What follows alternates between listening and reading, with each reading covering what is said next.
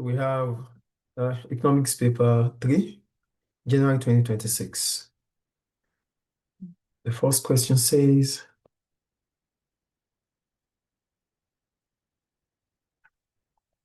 so for the first question, it said, in 2014, the Irish government allowed private sector bus operators to bid for public transport contracts for the first time.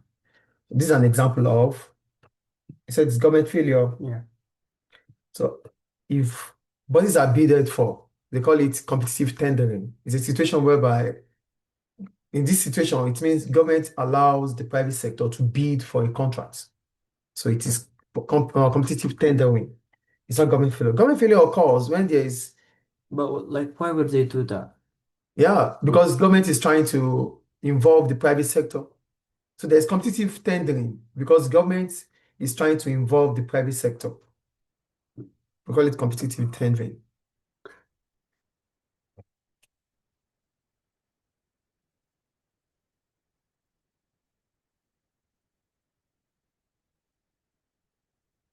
So we call it competitive tendering. So it's not.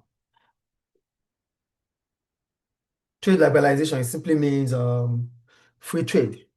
And regulations. Regulation means there are laws coming through policy. So for question 1, if government is allowing the private sector to bid for public contract, it means competitive tendering. Yeah, that's question 1. Question 2. So for question 1, it's C. Question 2. It said the table shows the market share by value of retail sales of grocery stores in the UK. We have Tesco, we have Sainsbury, we have Asda, we have Morrisons, Coop, and Aldi, with others. They said from the data, it can be deduced that. So we have Tesco 28% in 2017. Okay, let's look at 2016. 2016, we have Tesco, we have Sainsbury, we have Asda, we have Morrisons. So there are even 4. So it can't be 3 firm concentration. So with 3 firm concentration is not possible here because there are more than 3. So A and C is not right. A and C is not right here. So we have 5 firm concentration ratio. So let's check 5 firm concentration ratio. We have for 5 firm concentration ratio. And so we have for 5 firm concentration ratio, it can't be 3 firm concentration ratio because they are large, higher percentage. So this is more of oligopoly, but it's not, it's more than 3. So option A and C are out of it. So we check the 5 firm concentration ratio.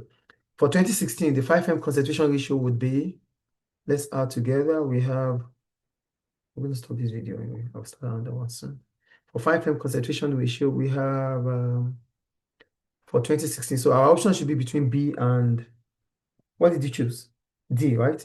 So between B and D. So we check.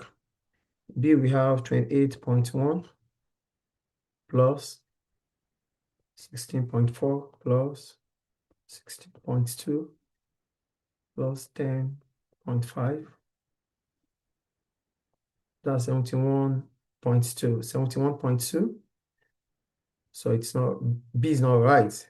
Then we check D.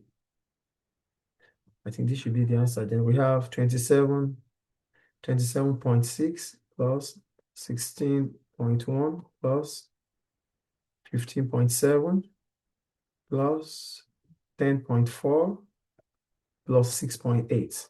That's 76.6. So for question 2, it is D, concentration ratio. So we go to question 3. Okay, all right, wait. For question 3. They said in 2016, for question 3, they said in 2016, workers in the USA were changing jobs less frequently than at any time since the 1970s. Which one of the following can be deduced from the above information? There has been a decrease in the skills of workforce. There has been a decrease in the house prices and rents. There has been an increase in transferable skills. There has been an increase in the number of job vacancies. So I'm going to explain one at a time. So the first one, okay, this is one. This, okay. Now, in 2016, workers in the USA were changing jobs less frequently than at any time since the 1970s. What would be the reason? Here they said there has been a decrease in the skills of workforce. If there's decrease in the skills of workforce, it means there's occupational immobility. That's occupational immobility. And if there's occupational immobility, it simply means individuals do not have the required skills to move from one job to another. So that's the answer for question 3, which is A. So let's look at other options here. There has been a decrease in the house prices and rents. A decrease in house prices and rents will bring about geographical mobility. That will bring about geographical mobility of labor. Then we have the third one said there has been an increase in transferable skills. If there's an increase in transferable skills, it means people become more flexible, so they will be able to work, and that would increase occupational mobility of labor. And the last one, there has been an increase in the number of job vacancies. If the number of jobs are more, it simply means more people would be able to switch from one job to another. That will also bring about occupational mobility of labor. So the only reason why there's occupational immobility is because there is a decrease in skills of workforce. And what is mobility of labor itself? What's mobility of labor? Mobility of labor is the like Mobility of labor. I'm not talking about occupational or geographical now. Yeah, What is mobility of labor? a change in job, Mobility of labor? like the tendency of changing jobs. Not really. Try more. Mobility of labor implies that there's flexibility, the ability of workers to switch from one job to another, to move from one location to another. That is mobility of labor. So for mobility of labor, we have geographical mobility of labor, which simply means the ability of individuals to be able to move from one region to another to seek employment. And one of the reasons why we could have geographical mobility of labor is that there's a reduction in house prices and rents. Then there's occupational mobility of labor, which simply means individuals have the ability to switch from one job to another. Before now, some 12 years ago, I was a banker. Now I'm a teacher. That's occupational mobility of labor. I think that's clear. So that's question 3 done. Question 4. We have a graph here for question 4. So for question 3, it is what? For question 3, the answer is A, right? So for question 4,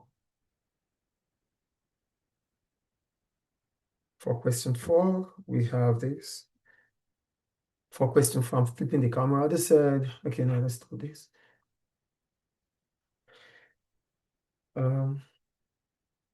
For question 4, they said the diagram shows a long-run average cost curve for a firm. We have the cost curve, and they said which one of the following must be true as output rises from point Q to point Q, from point Q1 to point Q2. So first, based on this graph, we have what we call decreasing returns. We have decreasing returns to scale, decreasing returns. No, we have, this is increasing returns to scale, increasing returns to scale. We have decreasing returns to scale, decreasing returns to scale,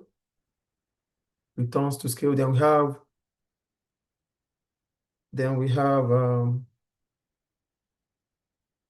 from this point to this point,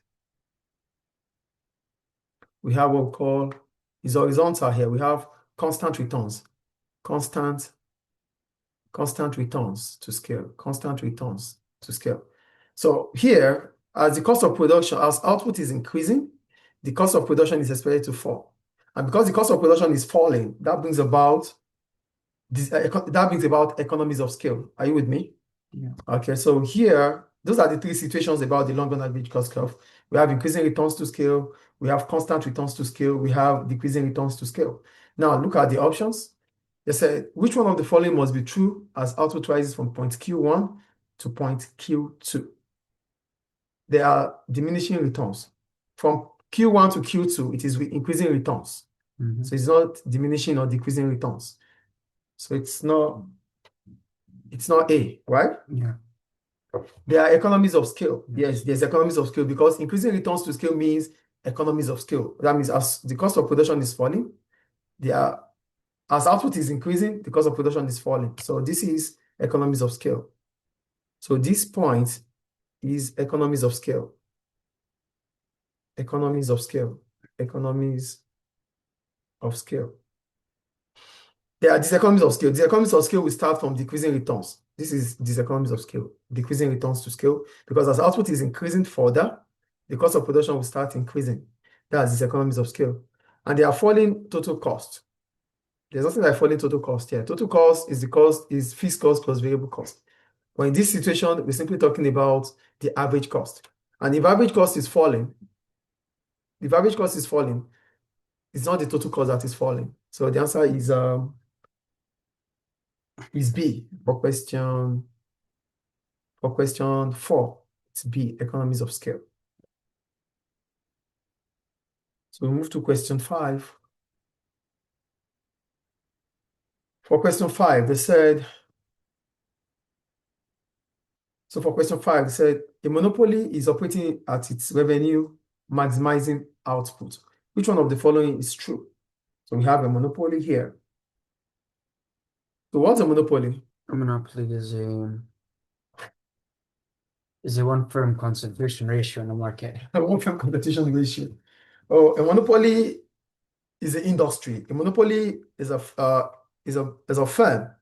that does this only supply within the market. So it's a market structure which involves just one firm producing or providing service in such industry. So the firm is the industry when it comes to a monopoly. Then the options we have here, they said a monopoly is operating at its revenue maximizing output. Which one of the following is true?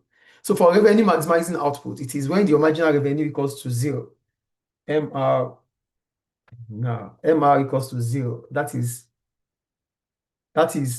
profit, that is revenue maximizing output. So I'm going to look at the other options.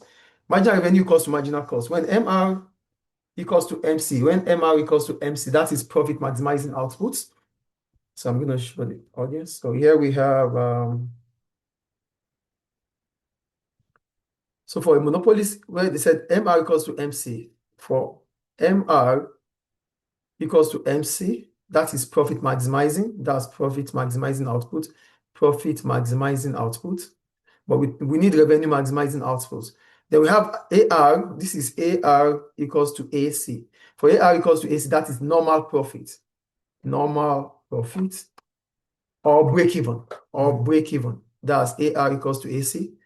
Then we have average fixed cost rising. If AC is rising, fixed cost is not supposed to rise, except if it is a stepped fixed cost. And when we talk about a stepped fixed cost, it's a graphical representation of this, a stepped fixed cost. Then it's like this, it's like this. That's a stepped fixed cost. If not, then average fixed cost is not expected to rise. So it's not A, it's not B, it's not C. The only option here that involves revenue maximizing is MR equals to 0. And that is question 3 for question 5. So the answer for question 5 is D. MR equals to MC, that's profit maximizing output. AR equals to AC, that is normal profit. And when it comes to average fixed cost rising, it is a stepped cost, a stepped fixed cost. So it doesn't have anything to do with this. So, but when your MR equals to 0, it simply means a monopoly is trying to maximize its revenue. So that's question 5. Done. Then we have question 6, right? For question 6, let me see what I wrote here. For question 6, it said, let's take this away. For question 6, it said, which one of the following is most likely to cause the demand for labor to be elastic? It said, which one of the following is most likely to cause the demand for labor to be elastic? What is demand for labor? It's a derived demand. A derived demand. So what's a derived demand? Demand for labor is the number of jobs available. Demand for labor. Yeah, it's the number of jobs available in the market. Number of jobs available in the market. Your definition is, I think Ramadan is taking a toll on you. Demand for labor is the numbers of workers firms are willing and able to employ at a given wage rate. That is demand for labor. So demand for labor could be elastic and it could be inelastic. If demand for labor is elastic, it simply means what? If it's elastic, It's elastic, so it means irrespective of the wage rates. yeah. It does. No. So That's what does inelastic. that's inelastic? Yeah. If it is inelastic, what does that mean? Elastic, which means irrespective of the wage rate, the firms would Still employ workers. employ workers. And if it's elastic, it's subject to wage rate. They're sensitive to wage rate. Okay, great. Now, they said, which one of the following is most likely to cause the demand for labor to be elastic? If labor costs form a higher proportion of total cost. That's the answer, right? It's elastic. If labor cannot be easily replaced by capital, it should be inelastic. Why is it inelastic? If labor cannot be quickly replaced by capital, Because they need the labor. because labor is in demand. So it will bring about inelastic demand curve, okay? Consumer demand for the final product is inelastic. If the demand for a product is inelastic, definitely the demand for labor will be inelastic because demand for labor is derived demand, right? Yeah. And a long training period is needed once workers have been recruited. It makes it inelastic too, right? So for question 6, the answer for question 6 is A, right? Cost. Now go to question 7. I think maybe I'm going to do one more. So for question 7,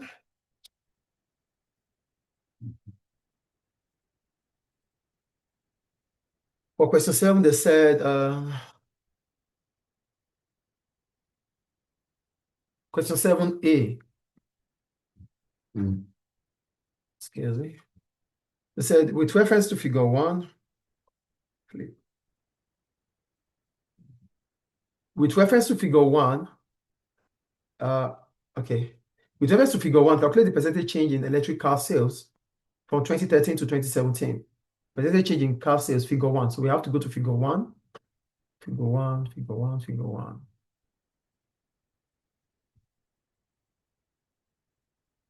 Figure 1, figure 1, figure 1, figure 1.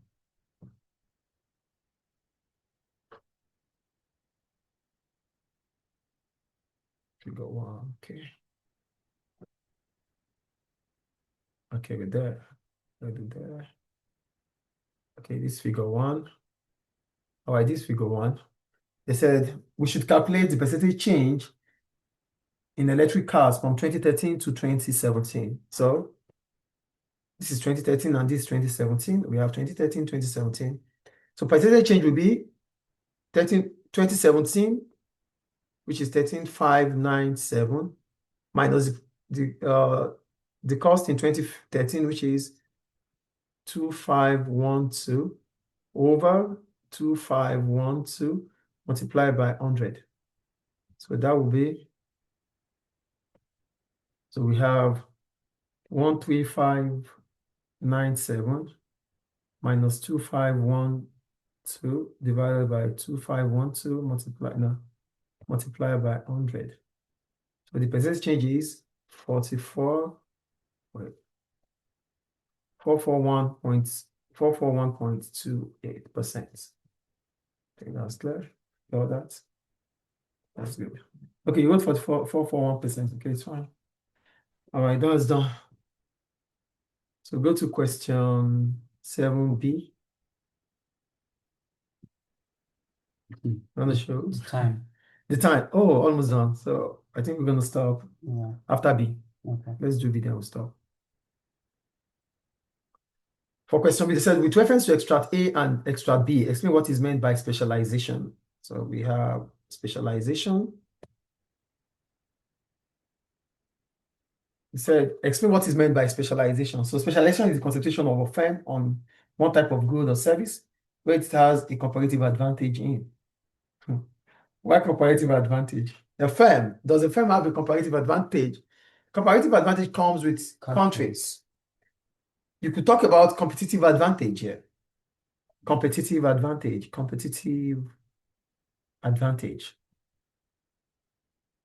For example, Tesla, which is an American car company, which specializes in the production of electric vehicles. So That's specialization. For specialization, it simply means the concentration of an individual or the concentration of a firm, the concentration of a country on one aspect of production. So specialization will lead to what? Division of labor. What is division of labor? It's the breaking down of tasks, breaking